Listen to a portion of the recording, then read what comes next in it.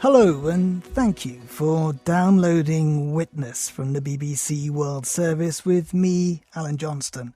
And almost 30 years ago, the Coca-Cola Company carried out what is now seen as one of the biggest marketing blunders ever.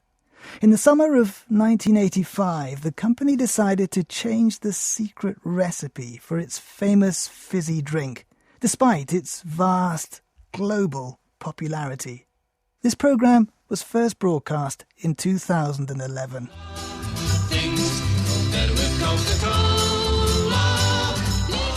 This sugary drink had become the single most widely distributed commercial product on Earth and the world's best-known brand name. But by the mid-80s, behind the scenes, the company had reason to be worried. By the early 80s, Coca-Cola had been losing market share to Pepsi for 20 years. Mark Pendergrast is a native of Atlanta, Georgia, the city that's home to Coke's global headquarters. Mark's father made display rags for Coca-Cola, and the company and its product were a permanent presence in his childhood. Much later, he spent years researching and writing his book called For God, Country and Coca-Cola. He's well placed to know why the firm's bosses were so concerned back in 1985. They had tried pretty much everything that they could think of. Brilliant marketing, almost universal distribution. You also have to realize the CEO was a Cuban immigrant named Roberto Goizueta, who was very aggressive and who had declared that there was no sacred cow in the company, that he was willing to fiddle with any formula in order to dominate Pepsi. And there, under his nose, was a formula which was sacred and not to be touched, but which was losing gradually to Pepsi. For a company with the incredible pride and history of Coca-Cola, that was just intolerable. So Goizueta authorized secretly for them to begin playing with the formula. And they came up with one that was much more similar to Pepsi. It was sweeter, didn't have as much fizz or bite to it, and that did beat Pepsi in blind taste tests. The new Coke, as it was called, hit the streets with all the hype and hoopla that you might expect. The first cans of this very American drink were given symbolically to workers who were renovating the Statue of Liberty.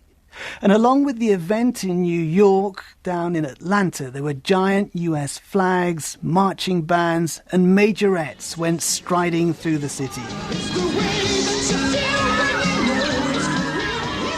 And at a press conference, Coke's executives came to explain what they were doing and why. We discovered something else, a new cola formula, a product which our flavor scientists quickly realized was highly preferred by in-house expert taste panels over Coca-Cola itself and, of course, over its primary competition. The whole story is going to be when that consumer in Atlanta and any place around the world puts their lips to this product, they're just flat going to enjoy it. Coke's great rival, Pepsi, immediately declared victory as the world and the BBC looked on. So thrilled are Pepsi by Coke's decision to change that in the United States they're running a special advertisement. It reads, "After 87 years of going at it eyeball to eyeball, the other guy just blinked." Coke, on the other hand, are still claiming that they're the real thing. But to many loyal Coke drinkers, the new flavour just wasn't the real thing. The old Coke that they'd grown up with had suddenly been replaced with something different, and they were outraged.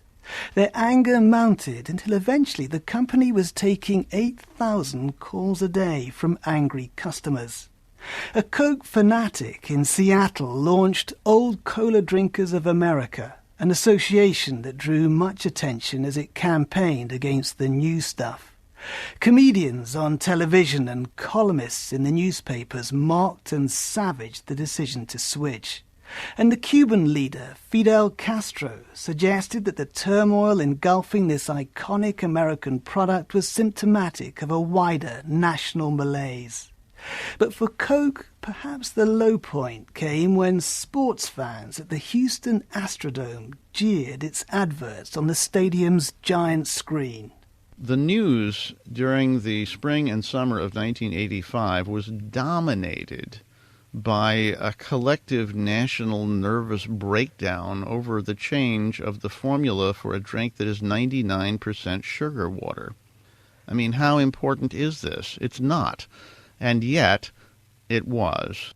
How do you account for that kind of mentality? What was going on here? Coca-Cola had become embedded in the American consciousness. So, for better or worse, Coca-Cola had become a part of the American psyche and a symbol of the American way of life. Many people had their earliest memories, their first loves, their first dates associated with drinking Coca-Cola. Many parts of traditional life were being assaulted by the middle of the 1980s. And here was something that people thought was fundamental and firm and wasn't going to change, and it was changing, and they were appalled. And eventually, Coke climbed down. How did it go about making that U-turn?